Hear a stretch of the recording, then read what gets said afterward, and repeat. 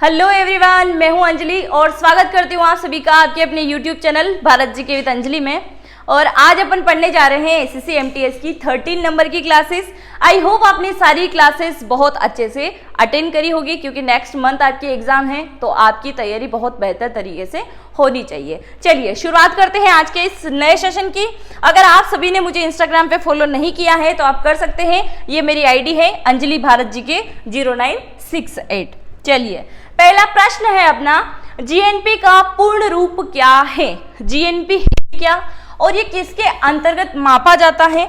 तो ये क्या है जीएनपी। इसके पूर्ण रूप की अगर अपन बात करें तो इसका पूर्ण रूप हो जाएगा ग्रोस नेशनल प्रोडक्ट।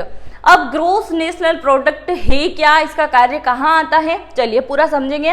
अब बात करें सारे के सारे क्या है, कुछ ना कुछ प्रकार के प्रोडक्ट हैं। अगर इनके मापने की मैं बात करूं तो मापने का कार्य किसके अंतर्गत होता है, तो ये हो जाएगा सकल राष्ट्रीय उत्पाद के अंतर्गत।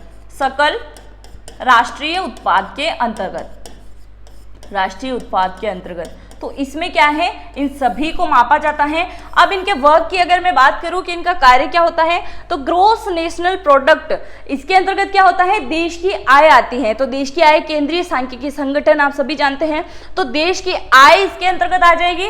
देश की आय, देश की आय।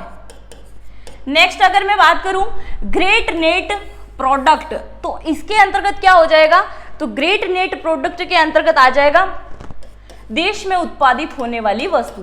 देश में उत्पादित होने वाली वस्तु को इसके अंतर्गत मापा जाता है कि कितनी मात्रा में कौन सी वस्तु का उत्पादन इस बार हुआ है। आप सभी देखते ना, जैसे जीडीपी रैंक आई है, भूखमरी की रैंक आई थे, तो उसी प्रकार से बहुत प्रकार की रैंकें निकलती हैं जिसमें देखा जाता है। इसी प्रकार से तो पता चलता है ना कि जैसे उत्तर प्रदेश का है, गेहूं का सबसे अधिक उत्पादन होता है। फिर अपन बात करें मध्य प्रदेश का तो सोयाबीन। तो ऐसे आंकड़े निकाले जाते हैं कि कौन सी वस्तु कहाँ पे कितने प्रतिशत में क्या है, कितनी मात्रा में क्या है उत्पादित की जा रही है। तो देश में उत्पादित वस्तु जितनी भी है उनके मापने का कार्य होता है ग्रेट नेट प्रोडक्ट के अंतर्गत। अब मैं बात करूं ग्रेट नेशनल प्रोडक्ट। अब ग्रेट, ये ग्रेड नहीं है, ग्रेट है। ग्रेट नेशनल प्रोडक्ट इसके अंतर्गत क्या आ जाएगा, विदेशों में निवेशित की गई चीजें आ जाएगी। क्या आएगा, विदेशों में निवेश की गई चीजें, निवेश की गई चीजें। जैसे कि अपने यहाँ की कोई ब्रांड है जो कि विदेशों में चल रही है, कपड़े की ब्रांड ही ले लीजिए, जैसे लैक्मी अपने यहाँ का है, तो देश के दूसरे लोग भी उनको यूज कर रहे हैं ना, तो वो सारी चीजें तो विदेशों में निवेशित की गई चीजें आ जाएगी। ग्रोस, अब बात करें ग्रोस नेट प्रोडक्ट की, तो इसके अंतर्गत क्या आ जाएगा, ग्रोस नेट प्रोडक्ट के अंतर्गत तो इसमें आ जाएगा मुद्रित वस्तु। तो मुद्रित वस्तु आ जाएगी, मुद्रित वस्तु। और इसी के अलावा जितनी भी मुद्रा है इसमें मापी जाते हैं कि कौन सी मुद्रा जो है पावरफुल है, कौन सी लो है, तो सारी चीजें इसके अंतर्गत आ जाएगी। क्योंकि आपसे एग्जाम में क्वेश्चन पूछा जाएगा, आपको मैंने काफी समय बोला है, आपने शॉर्ट नोट्स में जरूर लिखा कीजिए। अगर मैंने कोई एडिशन चीजें बताई हैं तो मैंने फालतू की तो बताई नहीं होगी, कहीं ना कहीं आपके एग्जाम में आ चुकी होगी। अगर आपसे पूछा जाएगा ग्रेट नेशनल प्रोडक्ट का कार्य क्या है, तो आप आसानी से आंसर लगा दोगे कि विदेशों में निवेशित की गई वस्तुओं को मापने का कार्य या उनकी आय को मापने का कार्य किसके अंतर्गत आता है, ग्रेट नेशनल प्रोडक्ट। इसी प्रकार चारों के चारों ऑप्शन आपको याद होने चाहिए। चलिए आगे बढ़े। एक व्यक्ति के रिक्त स्थान को बढ़ावा देकर विकास वास्तविक वृद्धि का वचन देता है, तो ये किसके अंतर्गत आता है, ये आता है कुल आय तथा जीवन स्तर दोनों के अंदर। कुल आय, कुल आय और कुल आय को मापने का कार्य क्या करता है, कौन करता है, कौन सा विभाग करता है, इसके अध्यक्ष कौन है, आप मुझे कमेंट करके बताइएगा। नेक्स्ट है, ये कृपया नहीं है, कृपया इसलिए बोला गया है कि कृपया चैनल पर पहली बार आए हैं तो चैनल को सब्सक्राइब भी जरूर करें, बेल आइकन को भी जरूर क्लिक करें और कमेंट करके भी जरूर जाएं। ये कृपया हमारी टेक्निकल टीम जो है कुछ मिस्टेक करती रहती है। नेक्स्ट है, सिंधु घाटी सभ्यता का कौन सा प्राचीन शहर अपने बंदरगाह के लिए प्रसिद्ध था। सिंधु घाटी सभ्यता, सारे सभ्यता इतिहास से संबंधित सभ्यता का एक क्वेश्चन आएगा, काफी समय बताया है मैंने। या चाहे आपसे कालीबंगा का पूछे, लोथल पूछे, चनहुदड़ो पूछे, धोलावीरा, मोहनजोदाड़ो, कुछ भी पूछे। अब बात करें सिंधु घाटी सभ्यता का कौन सा प्राचीन शहर अपने बंदरगाह के लिए प्रसिद्ध था, यहाँ पे भी बंदरगाह हुआ करता था, तो ये आ जाएगा लोथल। अब बात करेंगे कब की? जब देश का बंटवारा नहीं हुआ उससे पहले की, क्योंकि देश के बंटवारे से पहले ये चीजें तो यही थी ना, अब पाकिस्तान के पास में चली गई है। आप सोचोगे धोलावीरा, लोथल, चनहूदड़ो, मोहनजोदड़ो है कहाँ पे? अब बात करें सिंधु घाटी की, सिंधु घाटी कहाँ चली गई है बंटवारे के बाद? पाकिस्तान के पास में, पाकिस्तान के पास में सिंधु घाटी सभ्यता। पूछा जाएगा सिंधु घाटी सभ्यता वर्तमान में कहाँ स्थित है? तो पाकिस्तान के पास में है सिंधु घाटी सभ्यता, सिंधु घाटी सभ्यता। अब बात यहाँ हो रही है सिंधु घाटी सभ्यता का प्राचीन शहर कहाँ पे है? लोथल है। तो लोथल है कहाँ पे? अभी है ये गुजरात के अंदर। कहाँ है? गुजरात के अंदर। धोलावीरा की मैं बात करूँ तो ये भी कहाँ आ जाएगा? गुजरात के अंदर। चनहूदड़ो और मोहनजोदड़ो दोनों की मैं बात करूँ तो ये भी कहाँ पे है? पाकिस्तान के अंदर है। कहाँ है? पाकिस्तान के अंदर है। एक क्वेश्चन आपके एसएससी एमटीएस के एग्जाम में पूछा गया था, अच्छे से लिख लीजिए। चनहूदड़ो, चनहूदड़ो क्या है? चनहूदड़ो में कौन सी नदी प्रवाहित है? कौन सी नदी प्रवाहित है? तो आप सभी को पता होना चाहिए कौन सी नदी है। बेसिकली चनहूदड़ो है कहाँ पे? पाकिस्तान के अंदर। और पाकिस्तान की जीवन रेखा नदी या जीवनदायिनी नदी किसे कहा जाता है? सभी को अच्छे से पता होना चाहिए कौन है? सिंधु नदी। तो मोहनजोदड़ो या चनहूदड़ो की कौन सी भी नदी अगर आपसे पूछी जाए तो प्रसिद्ध नदी कौन सी आ जाएगी? सिंधु नदी आ जाएगी। चलिए, इसका आंसर तो लोथल हो गया है। नेक्स्ट है, अंग्रेजों द्वारा कौन सा एक्ट पारित किया गया था जिसे सरकार की आलोचना करने वाले को चुप कराया जाता था?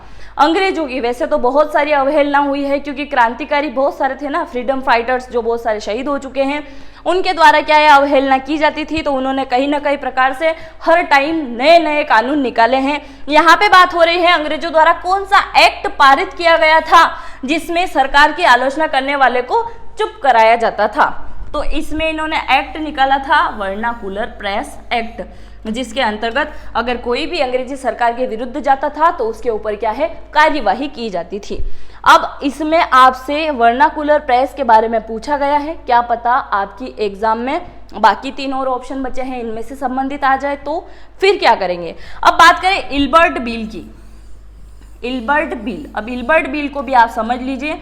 इल्बर्ट बिल में क्या होता है कि अपने जो भारतीय देश के जो क्या है न्यायाधीश हुआ करते थे, कौन हुआ करते थे? न्यायाधीश। तो इनको क्या है इस बिल के तहत परमिशन मिली थी कि वो क्या करेंगे, यूरोपीय देश के जो मुकदमे होंगे, यूरोपीय देश के जो मुकदमे होंगे उनकी सुनवाई भी वो कर पाएंगे। किसके तहत? इल्बर्ट बिल के तहत। आर्म्स एक्ट की मैं बात करूं, आर्म्स एक्ट, तो इसके अंतर्गत उन सारे व्यक्ति को शामिल किया जाता था जो क्या है हिंसात्मक भावनाएं अपनाया करते थे, जिसमें क्या है जैसे गोला बारूद से संबंधित चीजें, अगर किसी के पास में गोला बारूद पाया गया या कोई भी हिंसक भावना वो कर रहा है तो उसके लिए कौन सा एक्ट आया था? आर्म्स एक्ट इसके अंतर्गत आया था। अब बात करें रेगुलेटिंग एक्ट 1773, तो ये सभी जानते हैं रेगुलेटिंग एक्ट के विरोध में एक आंदोलन चलाया गया था। कौन सा आंदोलन था वो आप मुझे कमेंट करके बताएंगे, क्योंकि मैंने आपको इसके बारे में अच्छे से फुल डिटेल में पढ़ाया है। सारी क्लासेस अगर आपने अच्छे से अटेंड करी है तो आपको पता होगा। रेगुलेटिंग एक्ट 1773 ये क्या है? ये भी अंग्रेज सरकार के द्वारा जारी किया गया था। आगे बढ़े। नेक्स्ट है नमक सत्याग्रह कहां पर समाप्त हुआ। अब आपसे यहाँ थोड़ा सा डिफरेंट क्वेश्चन पूछा जाए, क्वेश्चन वही है, सिर्फ कंफ्यूज करने के लिए आपसे पूछा जाएगा नमक मार्च कब और कहाँ पे हुआ था। अब आप कंफ्यूज हो जाओगे ना, क्योंकि नमक सत्याग्रह सुना है, नमक कर आंदोलन आपने सुना है, नमक मार्च थोड़ा अलग हो गया है, तो अब यही सोचोगे ना कि नमक मार्च क्या है, ऐसा हमने कुछ नहीं पढ़ा है। सिर्फ वो क्या है क्वेश्चन को थोड़ा घुमा देते हैं, बच्चे कंफ्यूज हो जाते हैं। तो नमक सत्याग्रह कहाँ पे समाप्त हुआ है? समाप्त होता है दांडी के अंदर। चारों के चारों शहर कहाँ के हैं? गुजरात के अंदर के हैं। गांधी जी कहाँ निवास करते थे? साबरमती आश्रम में, सभी जानते हैं ना। नमक सत्याग्रह, अब इसमें क्या हुआ था? गांधी जी ने बहुत सारे आंदोलन किए हैं। पहला प्रश्न बनेगा, एसएससी एमटीएस के एग्जाम में आया हुआ भी है, अगर आपने पेपर सॉल्यूशन लगाया है तो 2013 के बाद का जो भी पेपर देखने को मिलेगा उसके अंतर्गत आपको गांधी जी से संबंधित 1 से 2 क्वेश्चन देखने को मिलेंगे ही मिलेंगे। अब बात करें गांधी जी की, पूछा गया था गांधी जी के द्वारा किया गया पहला आंदोलन कौन सा है? तो पहला आंदोलन सभी को पता है, चंपारण में इन्होंने किया था। चंपारण आंदोलन बिहार के अंदर हुआ था। और इसमें क्या है, नीली की खेती, नील खेती उसके अंतर्गत हुआ था कि बंजर भूमि बनती जा रही थी। अब बात यहाँ पे अपन कर रहे हैं नमक सत्याग्रह की। अब नमक सत्याग्रह के लिए गांधी जी को ऐसे व्यक्तियों की जरूरत थी जो आर्थिक स्थिति से चाहे कमजोर हो पर मानसिक स्थिति उनकी अच्छी होनी चाहिए, शारीरिक स्थिति उनकी अच्छी होनी चाहिए। क्योंकि उन्होंने बोला था कि दांडी मार्च जो निकलेगा, दांडी मार्च जो निकलेगा, दांडी नमक सत्याग्रह के अंतर्गत दांडी से शुरू किया था, जिसके अंतर्गत क्या होगा, आपको ऐसा मजबूत रहना पड़ेगा, अगर अंग्रेज आपको मारेंगे भी सही तो आपको मार भी खानी होगी। तो यहाँ कितने लोग रेडी हो जाते हैं, 78 लोग रेडी हो जाते हैं। और ये चलते जाते हैं, जैसे जैसे चलते हैं, जैसे जैसे लोग इनके साथ में जुड़ते जाते हैं। आप सभी ने भारत जोड़ो यात्रा तो देखी है, अभी राहुल गांधी जी ने करी थी, तो उसी प्रकार की इन्होंने यात्रा करी थी। जब स्टार्टिंग इन्होंने करी थी तो 78 लोग वहां पे थे। बाद में जब ये चले थे, कितने 390 किलोमीटर ये चले थे, टोटल 390 किलोमीटर ये चले थे, जिसमें 78 व्यक्ति शामिल थे और एंड में जाते जाते लाखों की तादाद में लोग इसमें जुड़ चुके थे। अब बात यहाँ पे कर रहे हैं नमक सत्याग्रह या नमक मार्च कहाँ पे समाप्त हुआ, तो दांडी के अंतर्गत ये समाप्त हो गया था। चलिए आगे बढ़े।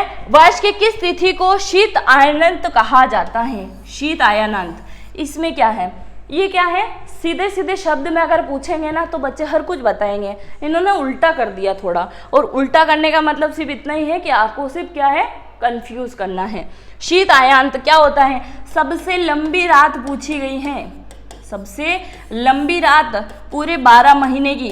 तो 12 मंथ जो होते हैं उसमें से एक दिन ऐसा आता है कि दिन जो है छोटा होता है, रात जो है बहुत लंबी होती है।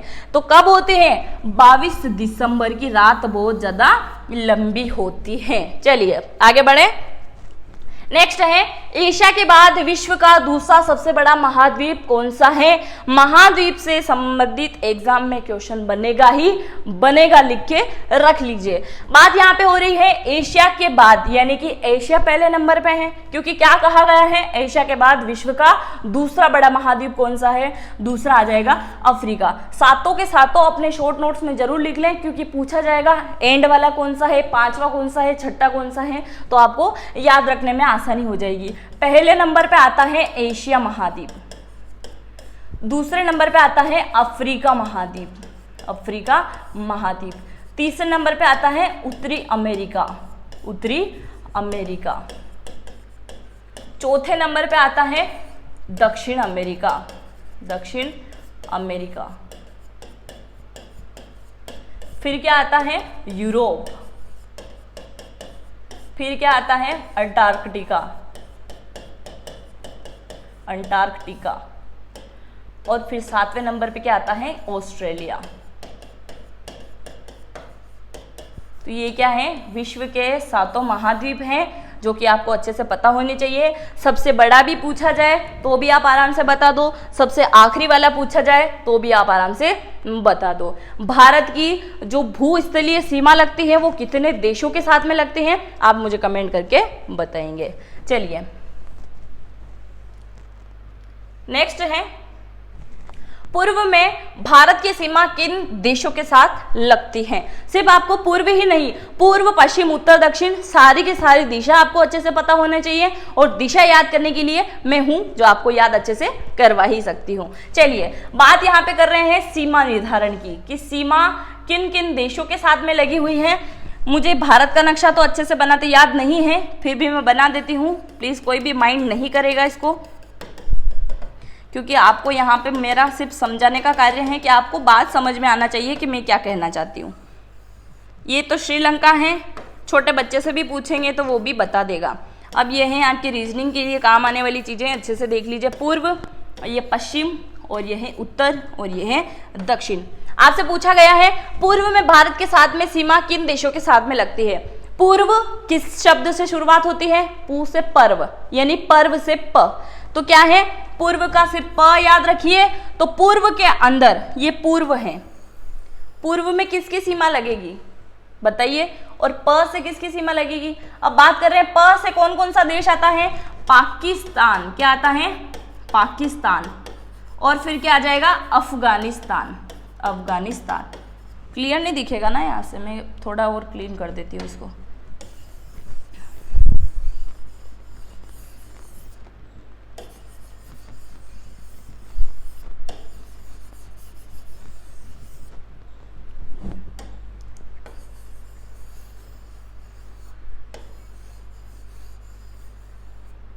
ये तो है श्रीलंका। जगह की कमी होने की वजह से बिल्कुल नीचे नहीं है, यहाँ साइड में लिख दिया है, ठीक है। ये है पूर्व, पश्चिम, उत्तर, दक्षिण। अब आप देखिए पश्चिम में क्या है, पाकिस्तान है, पाकिस्तान और अफगानिस्तान, अफगानिस्तान, निस्तान निस्तान करके आ जाएगा। अफगानिस्तान की राजधानी क्या है, काबुल, और काबुल से कौन आते हैं, मुगल आते हैं। सभी को पता होना चाहिए, क्वेश्चन आया हुआ है आपके एग्जाम में, और मैंने एसएससी एमटीएस के सॉल्यूशन जो करवाए हैं उसके अंतर्गत भी मैंने क्वेश्चन बताया था। बात कर रहे हैं पूर्व में किसकी सीमा लगती है, तो पूर्व में क्या आएगा, म्यांमार और बांग्लादेश, म्यांमार और बांग्लादेश। तो इधर लिख देते हैं म्यांमार और बांग्लादेश, म्यांमार, म्यांमार और बांग्लादेश, बांग्लादेश, म्यांमार और बांग्लादेश। और अगर इधर की मैं बात करूं तो इधर क्या आ जाएगा, नेपाल, भूटान, चीन, और चीन के आगे क्या लगता है, रशिया यानी रूस। ये सब इसमें आ जाएंगे। आपसे एग्जाम में क्वेश्चन पूछा जाएगा पाकिस्तान और अफगानिस्तान किस साइड है, यानी अपने देश की साइड, तो पश्चिम की साइड में क्या आ जाएगा, पाकिस्तान और अफगानिस्तान। राजस्थान से सीमा लगती है ना, तो राजस्थान गुजरात इधर ही हो गए हैं, तो आराम से याद हो जाएगा। पाकिस्तान और अफगानिस्तान कहाँ पे हैं, तो ये आ जाएंगे पश्चिम के अंदर, पश्चिम के अंदर। चीन, नेपाल और भूटान कहाँ पे हैं, चीन, नेपाल, भूटान कहाँ पे हैं, उत्तर पूर्व में ही आ जाएंगे, उत्तर पूर्व के अंदर। भूटान और अफगानिस्तान की मैं बात करूं, भूटान और अफगानिस्तान, तो भूटान तो ये यहाँ पे रह गया है, पूछा जाएगा भूटान का, तो उत्तर पूर्व में, अफगानिस्तान तो पश्चिम में आ गया है। फिर है म्यांमार और बांग्लादेश, तो म्यांमार और बांग्लादेश ये यहाँ पे हैं, तो ये पूर्व की ओर आ जाएंगे। तो सारे के सारे देश आपको याद हो गए होंगे, और अच्छे से आप इनको अपने शॉर्ट नोट्स में लिख लीजिए। चलिए आगे बढ़े। निम्नलिखित में से कौन सा पर्यावरण के बचाव के 3 और में एक नहीं है, यानी कि 3 चीजें जो है एक जैसी हैं पर एक नहीं है, तो वो क्या हो जाएगा, रीयूज आ जाएगा, क्या, रिकवर आ जाएगा, क्या आ जाएगा, रिकवर, रिकवर आ जाएगा, रिकवर आ जाएगा। तो इनमें से क्या है, पर्यावरण के बचाव के लिए 3 और से एक नहीं है, बाकी पर्यावरण के बचाव के लिए क्या है, ग्रेट रिड्यूस, रिसाइकल और रीयूज, ये सारे क्या है, पर्यावरण के बचाव के लिए है। नेक्स्ट है ग्रसन घटने का सही क्रम कौन सा है। ग्रसन आपसे बढ़ने के लिए पूछा जाए तो सिर्फ इसको उल्टा कर दीजिएगा, आपसे यहाँ घटने के लिए पूछा गया है तो स्थितिक ग्रसन इसमें आ जाएगा, सर्पी ग्रसन और लैटनिक ग्रसन ये क्या है, इसके घटते क्रम है। बढ़ते क्रम में पूछा जाए तो फर्स्ट नंबर पे ये आ जाएगा, दूसरे नंबर पे सर्पी आ जाएगा और तीसरे नंबर पे स्थितिक आ जाएगा, यानी कि तीसरे नंबर का हो जाएगा। आगे बढ़े। नेक्स्ट है किस यंत्र का प्रयोग से प्रशिक्षण करने के लिए किया जाता है कि कोई वस्तु आवश्यक है या अथवा नहीं है, तो इसके अंतर्गत क्या आ जाएगा, तो ये विद्युतदर्शी आ जाएगा। नेक्स्ट है निम्नलिखित में से कौन सी न्यूनतम संकुचित है, ठोस हो जाएगा। आगे बढ़े। नेक्स्ट है धातुओं का डेस डेस डेस क्या है, तो गलनांक और क्वथनांक जो है कि उच्च होता है, धातुओं का गलनांक और क्वथनांक उच्च होता है। नेक्स्ट है उत्सर्जन का अर्थ है, उत्सर्जन का अर्थ क्या होता है, तो इसमें हो जाएगा अतिरिक्त मात्रा में मौजूदा पदार्थों का निष्कासन। आगे बढ़े। नेक्स्ट है कोशिका के नाभिक की खोज किसने की, कोशिका के नाभिक की खोज, ये साइंस की क्वेश्चन है, आप अच्छे से देख ले। रॉबर्ट ब्राउन, सरनेम भी अच्छे से देखना, रॉबर्ट हुक लिखा हुआ है, ये रॉबर्ट ब्राउन है, तो सही क्या हो जाएगा, रॉबर्ट ब्राउन हो जाएगा। नेक्स्ट है कैल्शियम की कमी मुख्य रूप से किस विटामिन की कमी से पैदा होती है, कैल्शियम की कमी, और कैल्शियम की कमी मतलब कि हड्डियां कमजोर होना, सभी को पता है ना। कैल्शियम किस में पाया जाता है, आप खाते हो ना, चने वगैरह खाने चाहिए, कैल्शियम की कमी दूर होती है। क्या खाना चाहिए, किशमिश भी खाना चाहिए। और विटामिन डी यानी कि हड्डियां कमजोर होती हैं, याद रखिए हड्डियां कमजोर होती हैं, क्या खाना चाहिए, अनाज आपको अच्छे से खाना चाहिए, दूध भी आपको पीना चाहिए, और बाकी चने वगैरह तो मैंने आपको बता ही दिए हैं। विटामिन B6 की अगर मैं बात करूं तो ये क्या है, विटामिन बी की अगर मैं बात करूं सिर्फ B12 या सिर्फ बी की, तो बी की बात करें तो बेरी बेरी रोग होता है, बेरी बेरी, विटामिन बी की कमी से बेरी बेरी रोग होता है, और इसको पूरा करने के लिए आपको क्या खाना चाहिए, और दूध से बनी हुई चीज़ें, दूध से बनी हुई चीज़ें, दूध से बनी हुई चीज़ें, तो दूध से बनी हुई चीज़ें कौन सी आ जाएगी, कौन सी आ जाएगी, सभी को पता है ना, मिष्ठान, बहुत मीठे पकवान जो क्या हो जाएंगे, जैसे रसगुल्ला हो गया है, रबड़ी हो गई है, तो वो सारी चीज़ें क्या है, दूध से बनी हुई चीज़ें हो जाएगी। विटामिन सी की अगर मैं बात करूँ तो विटामिन सी की कमी से स्कर्वी रोग होता है। और विटामिन सी भरपूर मात्रा में खट्टे जो होते हैं फल जो उसके अंतर्गत पाया जाता है। खट्टे फल आपको खाना चाहिए, जैसे नींबू, संतरा हो गया है, आंवला हो गया है। खट्टी जितने भी फल या खट्टी चीज़ें जितनी भी होती है आपको खानी चाहिए। उसकी कमी अगर दूर है तो स्कर्वी रोग आपको नहीं होगा। तो क्या खाना चाहिए, संतरा खाना चाहिए, नींबू भी आपको खाना चाहिए, आंवला आपको खाना चाहिए, जितने भी खट्टे फ्रूट हैं वो आपको खाने चाहिए। विटामिन ए की मैं बात करूं तो इसकी कमी से हो जाता है रतौंधी रोग। रतौंधी रोग हो जाता है, आंखों में क्या है, दिखना कम हो जाता है। रतौंधी रोग हो जाता है विटामिन ए की कमी से। और इसको पूरा करने के लिए पत्तेदार आपको सब्जियां खानी चाहिए, पत्तेदार सब्जियां। और पत्तेदार सब्जियां के लिए क्या है, पालक वगैरह आपको खाने चाहिए। हरी भरी जितनी भी सब्जियां हैं वो आपको खाने चाहिए, जिससे क्या है, रतौंधी रोग आपको नहीं होगा। नेक्स्ट है HTTP का पूर्ण रूप क्या है। HTTP का पूर्ण रूप आपसे पूछा गया है, तो हाइपर टेक्स्ट ट्रांसफर प्रोटोकॉल जो है इसका पूर्ण रूप हो जाएगा। नेक्स्ट है, कोर्ट ने भारत में किस खेल की संरचना की ओवरहॉल के लिए RM लोढ़ा समिति को नियुक्त किया है। तो इसमें क्या आ जाएगा, क्रिकेट इसमें आ जाएगा, क्रिकेट इसमें आ जाएगा। आगे बढ़े। नेक्स्ट है, जलवायु परिवर्तन प्रदर्शन सूचकांक 2021 में भारत का कौन सा स्थान है। जलवायु परिवर्तन से संबंधित पूछा गया है, तो भारत का इसमें स्थान आ गया है 10वां। अगर मैं आपसे पूछूं भूखमरी में भारत का स्थान कौन सा है, भूखमरी में, भूखमरी, तो भूखमरी में कौन सा स्थान है, जिसके अंतर्गत 121 देशों ने अभी हाल ही में पार्टिसिपेट किया है। इसमें से अपना देश रहता है 107वें नंबर पे। आप हैप्पीनेस के मामले में बताएंगे मुझे कमेंट करके कि हैप्पीनेस के मामले में भारत कितने प्रतिशत पाकिस्तान से आगे है या पीछे है। क्योंकि पाकिस्तान का अभी जारी हुआ था, उसमें बताया गया है कि हैप्पीनेस यानी कि खुशहाल देश ज़्यादा है पाकिस्तान भारत देश से, यानी भारत पीछे है, खुशी ज़्यादा पाकिस्तान वालों को है, भारत वालों को नहीं है। तो कितने नंबर पर रैंकिंग है भारत की, आप लोग मुझे कमेंट करके बताएंगे। चलिए नेक्स्ट है, वर्ष 2020 में राज्यों में ई वाहन के लिए 100% कर की छूट दे दी है। 100%। अब टैक्स आपको नहीं भरना होगा अगर आपके पास में ई वाहन है। ई वाहन का मतलब इलेक्ट्रॉनिक चीजें जो इलेक्ट्रॉन से चलती है वो सारी चीजें इसमें आ जाएगी। तो अब छूट दे दी गई है, कोई कर आपको नहीं भरना होगा। 100% ये लागू किया है तमिलनाडु सरकार ने।